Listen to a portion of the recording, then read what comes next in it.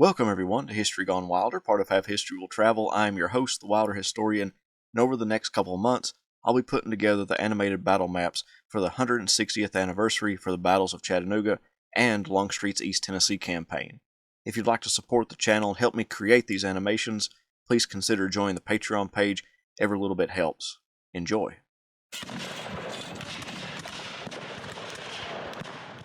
Through the end of September and into October, the Confederate Army of Tennessee under Braxton Bragg had laid siege to the Union Army of the Cumberland commanded by George Thomas, entrenched in and around the city of Chattanooga.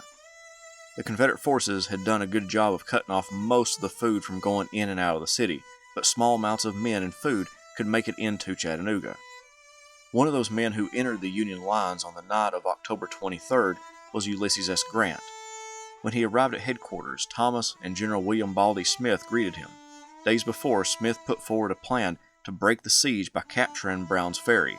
Many people ridiculed the plan, but Thomas believed it one of the better options and told Smith to make preparations by assembling pontoons, boats, and bridging material. As Grant lounged by a warm fire, Smith outlined his plan to the high-ranking officers of the army. Grant agreed to the plan.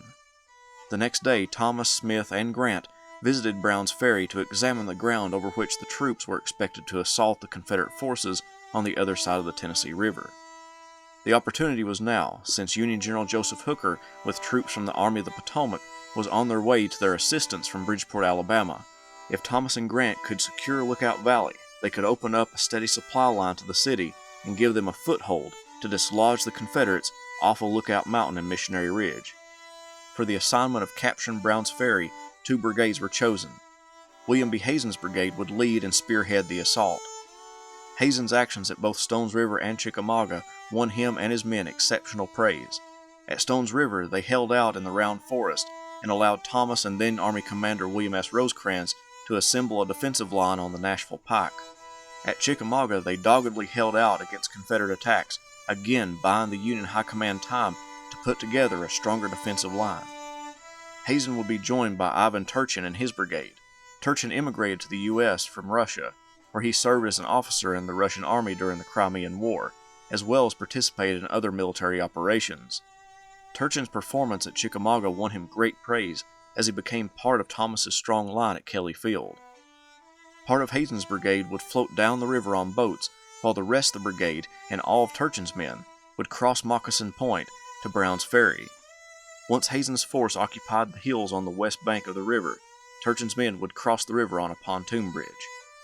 As Turchin, Hazen, Smith, and Thomas prepared for their operation to take Brown's Ferry, Confederate commanders made it much easier for them to do so. Evander Law's brigade of Alabamians guarded Lookout Valley and Brown's Ferry. Law, a good friend of Confederate General John Bell Hood, who was wounded at Chickamauga, took leave in order to visit his injured friend. During his absence, Micah Jenkins pulled most of Law's troops away from Brown's Ferry and Lookout Valley and sent them to the east side of Lookout Mountain for apparently no reason. When Law returned to his command, he was astonished to find his force absent from Lookout Valley, aside from the 15th Alabama. Smith planned for 2 Union brigades to move out around 3 a.m. on the morning of October 27th. However, they did run into some problems. One boat was entirely too small to fit the men from the 23rd Kentucky, so the remaining men had to find their way onto the boats of other regiments. The Kentucky squad would be led by James Foy, and they would spearhead the operation. The next boats would be occupied by the 41st Ohio, led by Colonel Wiley, and the last of the vessels would be filled with men from the 93rd Ohio, commanded by Major William Birch. The rest of the brigade, including the 1st Ohio, would be led by Lieutenant Colonel E.B. Langdon and would cross by land over Moccasin Point. Before dawn, the squadrons of Hazen's brigade would load onto the boats and then proceed down the Tennessee River. They could see the fires from the Union pickets, and they kept quiet, not uttering a word, especially so when they passed into Confederate-held parts of the river. Campfires indicated the locations of the Confederate pickets. The boats were so crammed that many men had to simply stand with their rifled muskets to allow for all of them to remain in the boat. As they floated along the bend of the river, a man in the lead boat let out a yell, and then a splash was heard. The boat had passed too close to the bank, and a tree limb had knocked him into the river. The poor soldier was rescued by a boat of soldiers behind his own, unhurt but cold from his dip in the river. The Confederate pickets paid the sound no mind. the blue troops huddled close to one another to withstand the cold as they floated down the river. Foy's boat carrying the 23rd Kentucky passed up the signal fire that indicated where they were to dock on the west bank. Hazen had to call out for him to maneuver his boat, which he did, but this signaled to the Alabamians waiting on the riverbank that Union soldiers were crossing the river. Foy's men pushed up the bank of the river, driving the Confederate pickets. The only regiment in the valley was the 15th Alabama under William C. Oates and part of the 4th Alabama. The sound of fighting informed Oates that the Federal soldiers were massing in his front, so he organized his men and sent them to a rise that overlooked Brown's Ferry. Some well-placed volleys sent Foy's Kentuckians back to the ferry, but the 41st Ohio and 93rd Ohio were already making their way to the top of the hill surrounding the ferry. Oates now realized that he didn't have enough troops to combat the crossing, and the pontoons were already being laid for the bridge. Additionally, Oates was now suffering from a leg wound, where the bullet hit him in the thigh, fracturing the bone just below the hip joint. Oates met Law on the withdrawal and told him that the Yankees couldn't be pushed back with his own small force and that it was too late. Law rode to a rise and observed the bridge being built and the blue troops fortifying the hills and knew that Oates was correct. He positioned his troops to guard the roads and informed his commander James Longstreet of the event. Longstreet paid it no mind. He believed the attack was a diversion to disguise the movement of Union troops south of their position that he believed would attack him on top of Lookout Mountain. Braxton Bragg was more concerned over the Browns Ferry engagement than Longstreet and ordered Longstreet to push that Union contingent back, but Longstreet didn't follow orders. Meanwhile, on the Union side at Browns Ferry, Hazen was exceedingly proud of his men. To show his appreciation, he issued each man 2 extra ears of corn in his rations.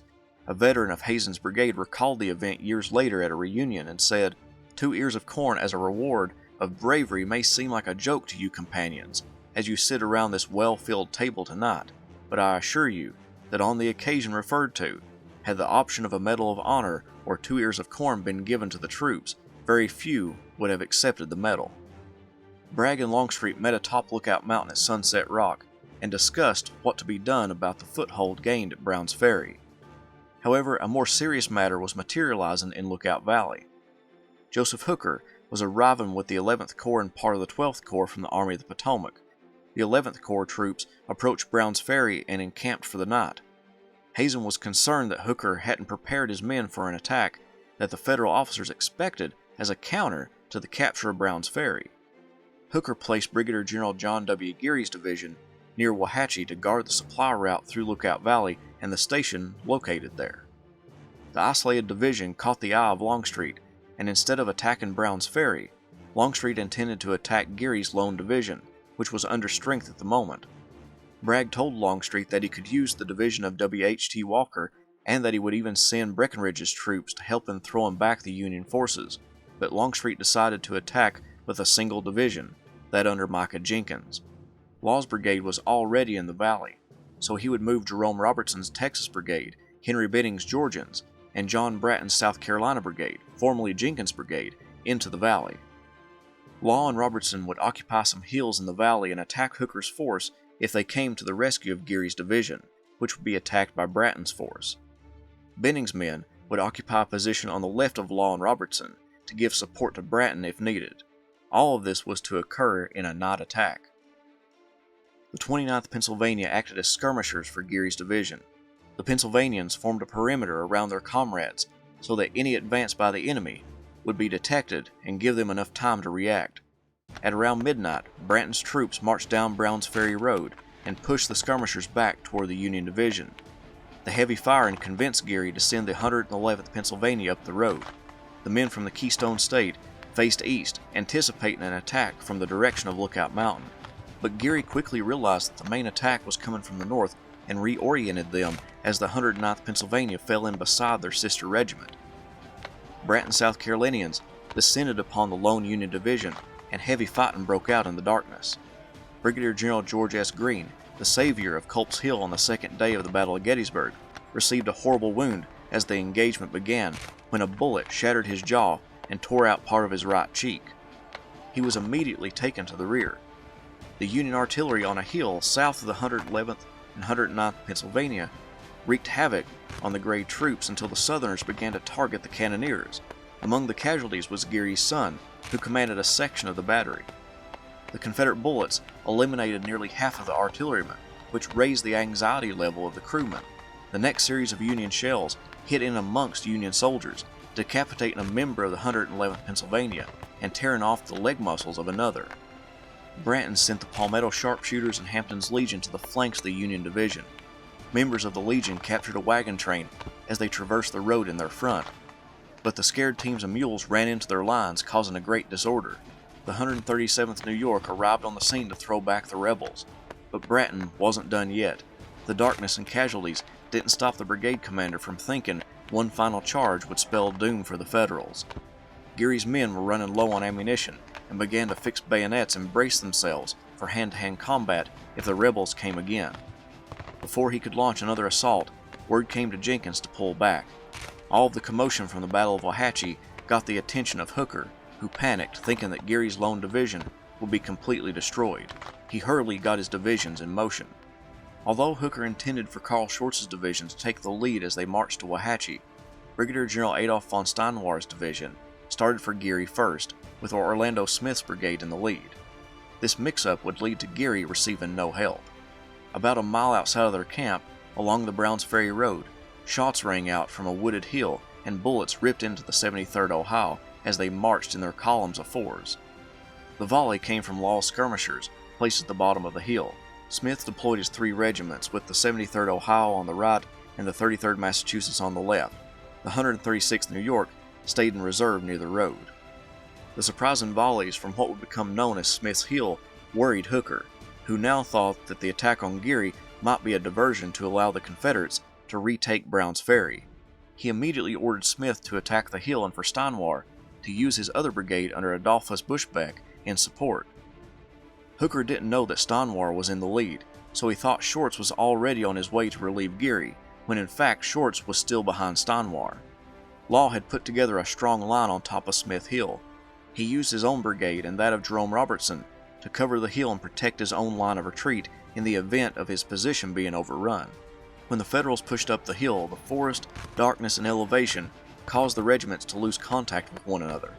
The Alabamians and Texans unleashed horrendous volleys into the blue ranks, with the 33rd Massachusetts taking the brunt of the volleys.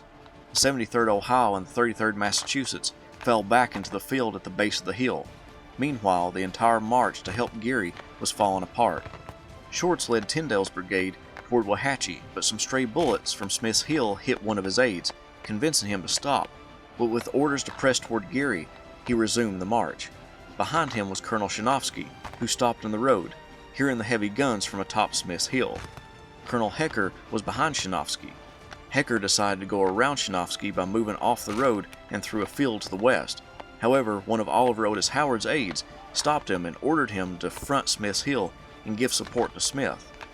Schurz and Tyndale's brigade was stopped by another aide and told to prepare to assault a rise just to the south of Smith's Hill, a location that would become known as Tyndale's Hill. After the unsuccessful attack by Smith's regiments, Law moved the 4th Texas to his extreme right. At the same time, Smith moved the 136th New York to the Bay Staters' left. As the Federals attacked for the second time, a gap emerged in the Confederate line between the 15th Alabama and the 44th Alabama. This allowed for the men from Massachusetts to gain a foothold on the hill, but they still didn't have the reinforcements to break the Gray Line. Law was inundated with reports that Federals were sweeping along the river to his right, and reports that Branton's attack on Geary had failed. The latter was true. Seeing the situation too hazardous to hold out against the growing number of Federals, Law withdrew his troops, allowing Smith's men to capture the hill. Captain William Richardson of the 15th Alabama lost contact with his troops in the confusion and stumbled into the Union lines. Not recognizing them as the enemy, he said, "Well, boys, that was a devil of a fright we got a while ago." A Federal soldier put his hand on the captain's shoulders and informed him he was a prisoner. The shocked captain pleaded with the blue soldiers, saying, "Look here, gentlemen, I am most egregiously mistaken. I thought this was the 15th Alabama. By heavens, this ought not to count." Meanwhile, the 4th Texas didn't receive the order to withdraw.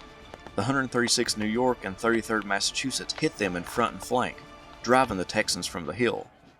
To the south, Benning's Georgians held Tyndale's Hill, but when Branton's troops made it to safety, they pulled back too, allowing Tyndale to capture the hill with the loss of only a single man. Longstreet's attack was over, and it had been entirely unsuccessful in its mission. In fact, the defeat of Longstreet and the withdrawal of Confederate troops from Lookout Valley secured the supply line to Chattanooga. That line would be known famously as the Cracker Line because of all the hardtack crackers that passed over it. Both sides lost a little over 400 men in the darkness of October 28th and into the 29th. It would be an ill-fated domino in a string of losses for the Confederacy that would allow Grant and the ever-increasing Union troops under his command to secure Chattanooga for the Union.